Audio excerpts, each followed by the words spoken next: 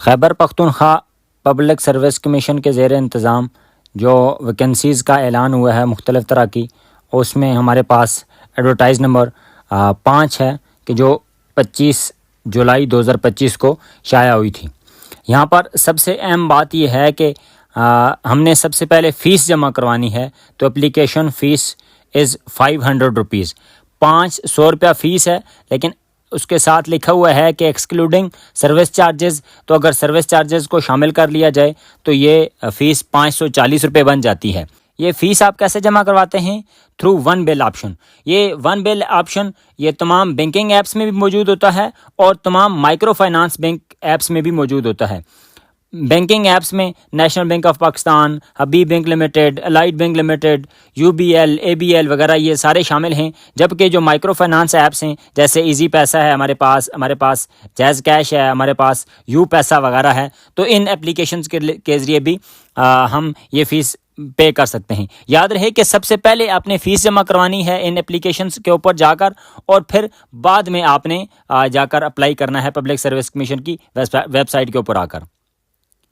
जो ही आप public service commission की वेबसाइट को खोलते हैं तो यहाँ पर सबसे अहम चीज़ आपके सामने लिखी होती है कि इम्पॉर्टेंट चीज़ है कि नो ट्रांजैक्शन ID फाउंड। अगर आप बगैर पेमेंट के यहाँ पर आकर लॉग इन करने की कोशिश करेंगे या यहाँ पर अप्लाई करने की कोशिश करेंगे तो आपके सामने ये वाला मैसेज आ जाएगा और फिर आपको कहा जाएगा कि to make a deposit and get a transaction ID follow the steps below, कि आप सबसे पहले जाकर ऑनलाइन अप्लाई करें। और ऑनलाइन अप्लाई करने से भी पहले आपने जाना है और आपने जाकर पहले फ़ीस जमा करवानी है थ्रू वन बिल।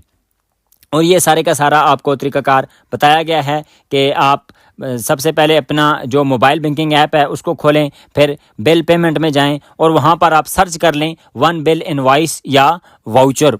इस ऑप्शन में आप जाएंगे तो वहाँ पर ये GR से मुराद है जनरल रिक्रूटमेंट में अप्लाई करने के लिए आपने ये 1110991402 के बाद अपना ID कार्ड नंबर टाइप करना है। याद रहे कि ये बहुत अहम इंफॉर्मेशन है कि आपने ये जो कोड है ये भी बहुत एहतियात के साथ फिल करना है और उसके बाद जो अपना ID कार्ड नंबर है वो भी बहुत एहतियात के साथ फिल करना है आपने। और अगर आप PMS के लिए अप्लाई कर रहे हैं तो फिर PMS के लिए कोड में ज़रा सी तब्दीली होगी कि 1110991401 होगा और उसके बाद आपने अपना ID कार्ड नंबर लिख देना है और उसके बाद आपकी फ़ीस पे हो जाएगी। फिर नेक्स्ट करके पेमेंट करना है आपने। और यहाँ पर चूँकि फ़ीस जनरल रिक्रूटमेंट की 500 रुपया है और जो एक्स्ट्रा चार्जेस हैं वो 40 रुपया है, तो 540 रुपये बन जाएगी। जब आप फ़ीस जमा करवा चुकेंगे तो फिर आपने एप्लीकेशन के ऊपर आ जाना है।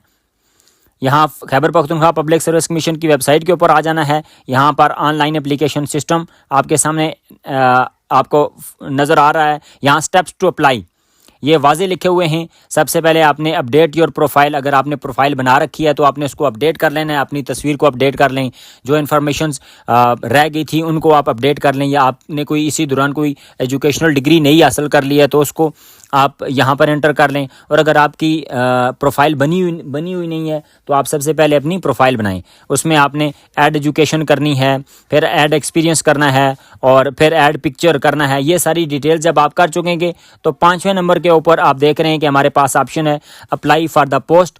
तो जो पोस्टें एक्टिव होंगी, जो पोस्टें हमारे पास जिनकी क्लोजिंग डेट अभी तक नहीं आई होगी यानी एक्टिव होंगी, उनके लिए आप अप्लाई कर सकते हैं। और फिर जब आप अप्लाई कर चुकेंगे तो फिर माई एप्लीकेशन या ई-रिसीट के नाम से हमारे पास एक ऑप्शन आएगा, आप उसको खोलकर वहाँ पर आप अपने एप्लीकेशन का स्टेटस देख सकते हैं। 5वें नंबर वाला ऑप्शन बहुत अहम है, जिसके लिए काफ़ी लोग सवालात भी कर रहे थे, पूछ भी रहे थे elementary and secondary education department में कि जो मुख्तलिफ़ तरह की पोस्टें आई हैं SST के ऊपर, यानी SST general, SST math physics, SST biochemistry और SST IT, इनके लिए जो पोस्टें मुश्तहर हुई हैं पब्लिक सर्विस कमीशन के ज़ेर तहत, उनके लिए अहम बात यह है कि इनकी क्वालिफ़िकेशन, ये बात याद रखी जाए कि यहाँ पर क्वालिफ़िकेशन देख ली जाए कि at least second class bachelors degree से मुराद यह है कि आपकी 14 ईयर्स एजुकेशन होनी चाहिए। और यहाँ पर जो SST जनरल है या SST मैथ फिज़िक्स है, SST बायोकेमिस्ट्री, इसके लिए आपके पास 14 ईयर एजुकेशन होनी चाहिए, यानी बैचलर डिग्री होनी चाहिए। और यहाँ पर भी अगर आप जनरल के लिए अप्लाई कर रहे हैं तो आपके पास होना चाहिए, ह्यूमैनिटीज़ का ग्रुप होना चाहिए जिसमें आपने इंग्लिश को बतौर सब्जेक्ट पढ़ा हो। तो इंग्लिश को बतौर सब्जेक्ट अगर आपने पढ़ा है 13वीं और 14वीं जमात में तो फिर आप SST जनरल के लिए अहल हैं। अब ह्यूमैनिटीज़ के लिए हमारे पास बहुत से ऑप्शंस हैं।